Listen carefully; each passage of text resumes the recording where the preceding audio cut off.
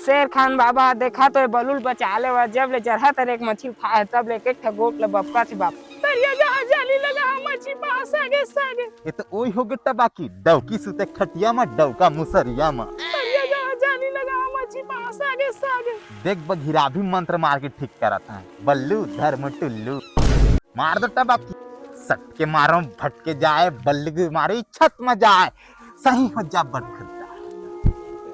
ये बगीरा बहिरा में ठीक हो गए हैं यार शेर खान बोला ठीक कर दे यार तो है यार ठीक हो गए बलू देखा हो बघिरा इस बीमारी ले मैं करता ठीक और शेर खान का भुनी मांगे भीख जावर रिकार्ड चेक कर ले बटखरदा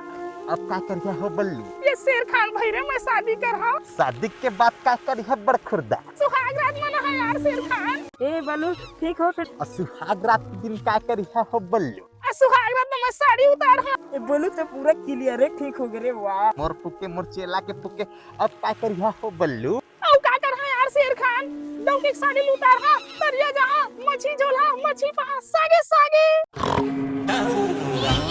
बहुत बघिरा जंगल वंगल में ठीक होले इंसानी बस्ती में लेगा एक से एक भैया गुनिया है ठीक होई है क्या भाई बलू तो कबू नहीं ठीक हो अरे तो मैं पगला कब हो रही यार बगीरा चल तो